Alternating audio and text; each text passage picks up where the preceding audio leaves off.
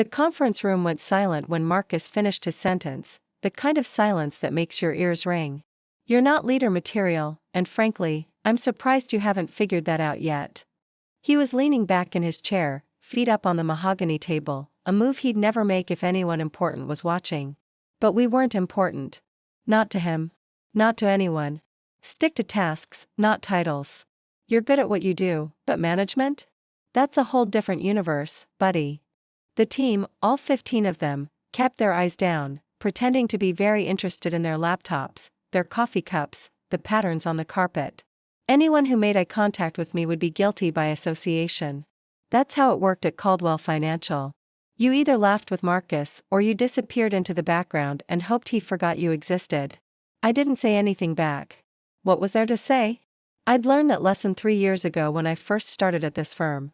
Speaking up to Marcus was like throwing gasoline on a fire, it just made him meaner. So I nodded, gave him that half smile that says, I hear you, and I'm not worth your time, and went back to my spreadsheet like the insult had never happened. But it did happen. And everyone saw it. The clock read 3:47 p.m. I remember because I checked it immediately after, the way you check the time after something bad happens, like documenting proof of the exact moment your day turned. Marcus left the conference room 5 minutes later, and the tension broke like a dam. People started talking, shuffling papers, suddenly finding urgent reasons to be elsewhere. Nobody said anything to me directly, but I could feel their pity, mixed with relief that they weren't the ones being publicly dismantled.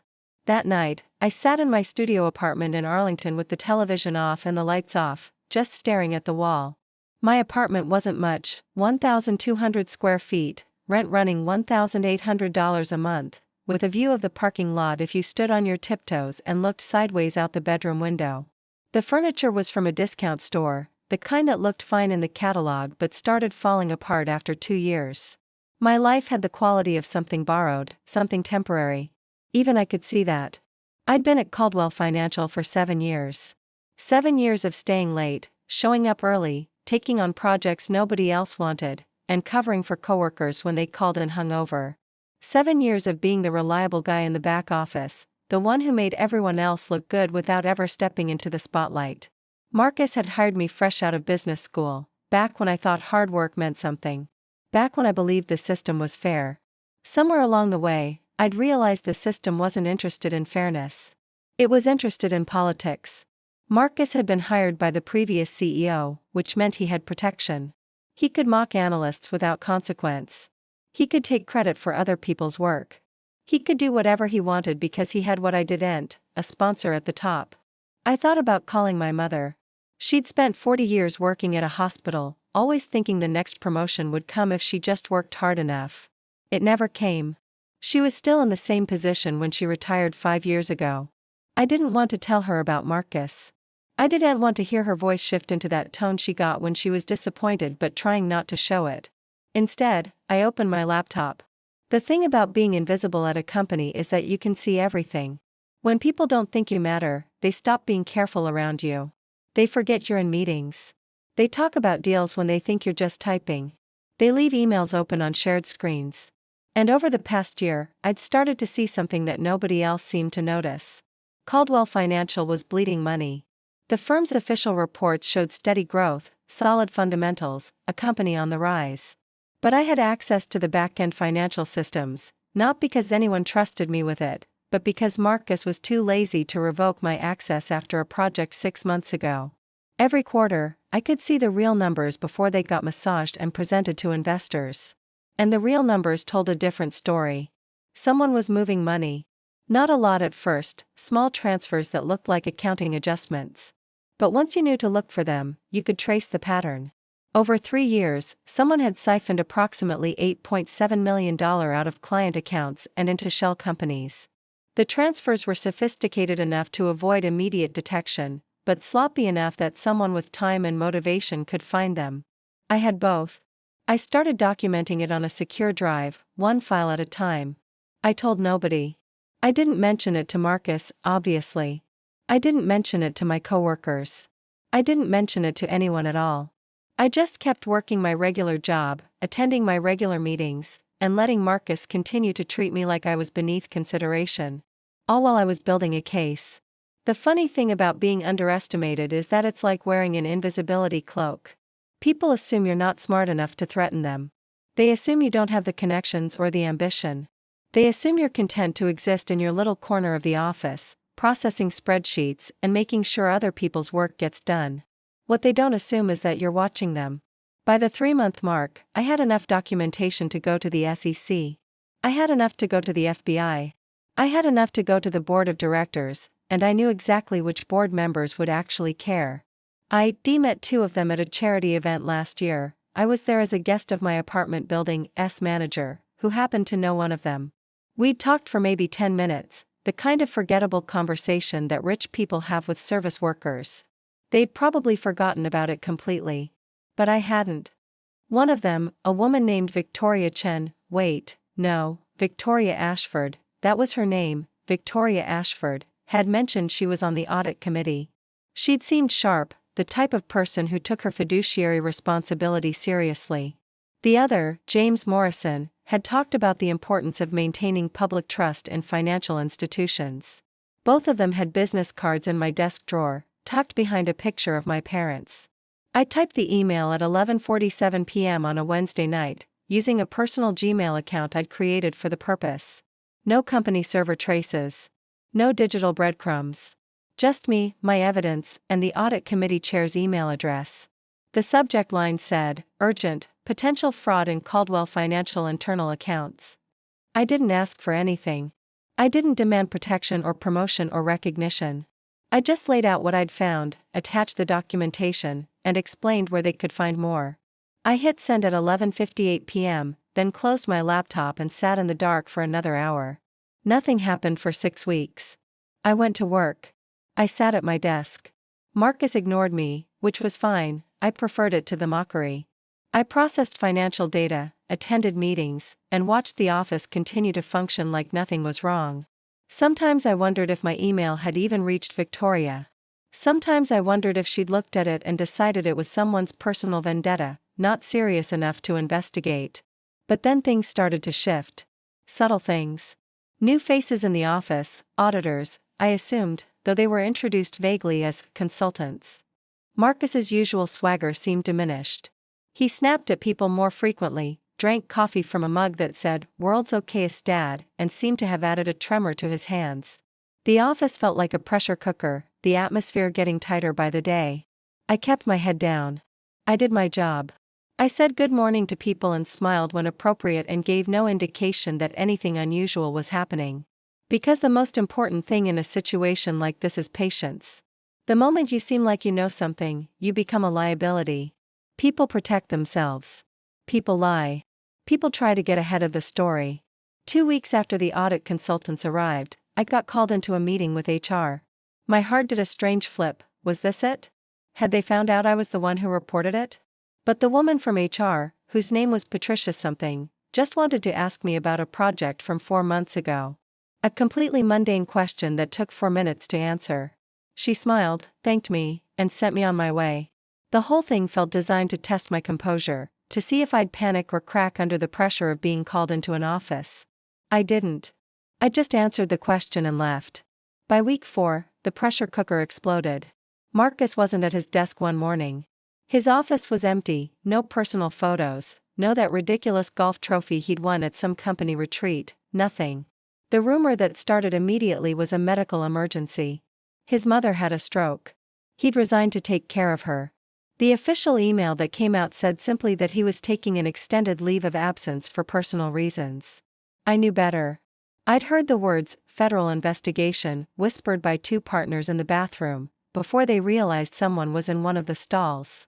I'd seen the interaction between them, the fear in their faces, the realization that they might be implicated by association. 3 weeks later, an official memo came out. Caldwell Financial had discovered irregularities in account management, dating back 3 years. The firm would be cooperating with federal authorities. Several employees had been put on administrative leave pending investigation. There would be changes to internal oversight procedures. The tone was clinical, the kind of language lawyers use when they're trying to minimize damage. The stock dropped 15% that day. I watched it happen in real time, refreshing the market data on my phone during lunch. Client money was tied up in Caldwell stock, a perk of working there, an incentive to be invested in the company's success. I'd never bothered with it. I'd never had enough spare money to invest. So I watched other people's portfolios hemorrhage and felt nothing except a kind of grim satisfaction. The board sent out an email the following Tuesday. It was addressed to all senior staff and read like a mission statement written by someone who studied 1,000 mission statements and spliced them together. In light of recent developments, we are committed to strengthening our leadership and rebuilding trust. We invite all employees to consider their role in Caldwell's future. It was the kind of corporate speak that means nothing and everything simultaneously. But then, at the very bottom, there was a line that made my breath catch. Selected employees are invited to a mandatory leadership development meeting on Friday at 2 p.m. Details to follow. I was on the list. There were 20 names on the list, and I was number 6. The boardroom on the 42nd floor was different from the conference room where Marcus had humiliated me. This one had floor-to-ceiling windows overlooking the Potomac, genuine leather chairs that cost more than my entire apartment, and a long glass table that gleamed like ice. I'd never been up here before. None of the analysts had. This floor belonged to the executives, the people who actually mattered. I arrived 15 minutes early because that's what you do when you're trying to make an impression. I took a seat near the middle of the table, not too forward, not too back, and pretended to check my phone while my heart tried to work its way out of my chest. One of the other selected employees, a woman named Patricia, different Patricia, this one from accounting, gave me a look that said, "Do you know what this is about?" I shrugged. I didn't know. And that was the truth. By 2 p.m., all 20 of us were seated. There was an energy in the room that felt different from normal meetings. There was tension, but also anticipation, like we were waiting for something important. The door opened and 3 people walked in: Victoria Ashford from the board, a man I didn't recognize, later I'd learn he was the board's legal counsel, and another man who looked vaguely familiar. Then I realized. He was the CEO. The actual CEO of Caldwell Financial. Daniel Winters. I'd seen his picture in the hallways, in the annual reports, in the financial news articles about the firm. But I'd never been in a room with him before. Nobody at my level had. He was the kind of important that existed in a different dimension from regular employees. He sat at the head of the table and looked out at all of us with an expression that was carefully neutral. "Thank you for being here," he said, and his voice was exactly what I expected, smooth, confident, the voice of someone accustomed to being listened to. "I'm sure you're wondering why you've been selected for this meeting. Let me be direct. 6 weeks ago, this company faced a significant crisis. A crisis that could have destroyed us. Someone, an employee, came forward with evidence of substantial financial irregularities. That employee has remained anonymous throughout the investigation, and I want to acknowledge the courage that took." He paused, and I felt every nerve in my body go still. Because of that employee's actions, we were able to contain the situation, work with federal authorities, and prevent further damage. We were able to identify the responsible parties and begin the process of making clients whole. That's not something we take for granted. That's not something most people would do, especially when coming forward could have negative consequences for their career. Victoria Ashford leaned forward slightly. "This company is going to undergo significant restructuring," the CEO continued. "We're going to have new leadership, new oversight, and new priorities. And we're looking for people who have demonstrated integrity under pressure. People who understand what it means to do the right thing even when it's difficult. People we can trust to rebuild this firm into something that actually deserves to be trusted." My stomach had turned into a solid knot. The person we're looking for to lead this restructuring is someone with technical knowledge, internal credibility among the staff, and most importantly, unquestionable moral judgment. The investigation team identified several candidates, but one person stood out. One person had actually identified the fraudulent patterns on their own. One person had been documenting irregularities for months. Oh God, they knew. "That person," the CEO said, "is..." He looked directly at me. "You." "My name is Marcus." "Wait, no. That's his name. My name is David. David Reynolds." And I didn't say anything for what felt like approximately 10 years but was probably 4 seconds. "I'm sorry," I managed. "I don't understand." "You reported the fraud," Victoria said, and she was smiling. "You reported it correctly," thoroughly, and anonymously.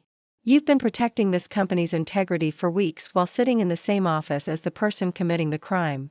That takes courage. That takes intelligence. That takes the exact kind of judgment we need in a leadership position. You knew it was me? I asked, and my voice sounded strange, like it was coming from someone else. We suspected, the legal counsel said. You're the only person with access to those account systems who wasn't directly connected to the fraud. The only person who also had no obvious motive to expose it. You weren't in competition for a promotion with anyone involved, you had no personal grudge to settle. That kind of lack of obvious motive is actually the loudest signal of genuine integrity. The CEO leaned back in his chair. We'd like to offer you the position of Senior Vice President of Internal Compliance and Audit. You'd report directly to me. You'd oversee the entire restructuring process. And you'd have the authority to implement whatever changes you think are necessary to prevent this from happening again. I couldn't breathe properly. The words weren't registering as real. This is effective immediately, Victoria added. As of today, you're being removed from your current position. You'll spend the next 2 weeks preparing your transition. Your new office will be on this floor. Your team will consist of whoever you believe is trustworthy. We've already started vetting candidates. Questions? I started, then stopped. There were probably 1,000 questions. Instead, I asked the only one that mattered: what about Marcus? The legal counsel's expression didn't change, but something in his eyes suggested that this was the right question to ask. Marcus Chen is currently cooperating with federal authorities. He'll likely face criminal charges within the month. The firm is pursuing civil recovery through restitution. His career is over. I nodded slowly. The part they didn't tell me, the part one found out later through office gossip and emails I wasn't supposed to see, was that Marcus had specifically requested a meeting with the executive team to discuss his promotion recommendations for the analyst pool. He'd been planning to recommend his friend Derek for a senior position, the same Derek who'd been covering for Marcus's fraudulent transfers by mislabeling them in the accounting system. Marcus had been going to get promoted.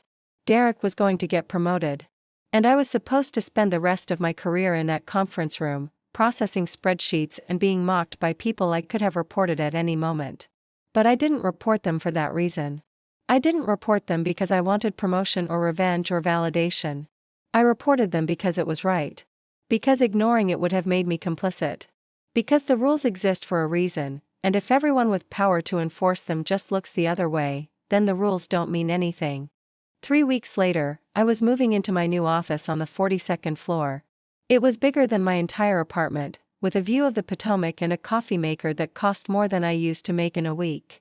I had business cards printed up, David Reynolds, SVP Internal Compliance, and I used them to introduce myself to people who previously acted like I didn't exist. The interesting thing about having power is how quickly people reinterpret your history. Suddenly, the quiet analyst becomes thoughtful and strategic. The guy who kept to himself becomes professional and focused. The qualities that made me invisible when I was powerless became character traits once I had authority. I implemented new oversight procedures. I hired a team of investigators and auditors.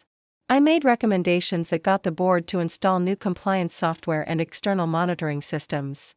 Within 6 months, Caldwell Financial had one of the most robust audit frameworks in the industry. And 6 months after that, I saw Marcus's mugshot in the Washington Post. He'd been charged with fraud, money laundering, and conspiracy. The article included quotes from his lawyer, talking about how his client maintained his innocence and looked forward to his day in court, but the federal agents, according to the article, had a pretty airtight case. 23 counts. 17 years of potential prison time. I didn't feel vindictive when I read it. I just felt tired. The CEO asked me to dinner a month later. He wanted to introduce me to the board members as the firm's new internal face of integrity. We went to a restaurant that had actual white tablecloths and waiters who moved quietly, the kind of place I never would have walked into on my own. Victoria Ashford was there, and she raised her wine glass toward me. To doing the right thing, she said, even when nobody's watching. But somebody was watching. That's what I wanted to tell her. Somebody is always watching. The question is whether you're watching yourself, whether you're keeping yourself honest, whether you're actually interested in being the kind of person who can live with themselves. As it turned out, I was. A year later, I got a call from a young analyst named Jordan. He was calling to report irregularities he'd noticed in one of the other divisions. He was nervous about coming forward, worried about retaliation, uncertain whether anybody would actually care. They will, I told him. And I want you to know something, I started where you are. I was the person nobody paid attention to, doing the quiet work, trying to figure out if anyone actually cared about the rules. Someone did. Someone will. And in this company, now, that someone is me. He seemed relieved. What happens next? He asked. You send me everything you have, I said. You keep your head down. And you remember that integrity doesn't require an audience. It requires a mirror. I hung up and looked out at the Potomac, at the city spread out below like it was mine to care for. My salary had been increased to $550,000 the previous month. My apartment was now a condo in Navy Yard, purchased outright with money I'd never thought I'd have. My mother had finally retired comfortably because I'd put her on the company health plan and paid for her assisted living. And it all started with the moment I chose to just keep watching. To just keep digging. To just keep going, quietly and patiently, while everyone else assumed I was nobody worth worrying about. Sometimes the greatest power comes not from being seen, but from seeing everything while nobody thinks you matter.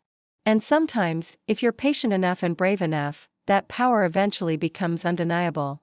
3 months later, we caught a second set of fraudulent transfers, this time from a completely different department. By then, I had the systems in place to catch it immediately. Marcus got 12 years in federal prison. Caldwell Financial was cleared by regulators and emerged stronger. And me? I just kept working.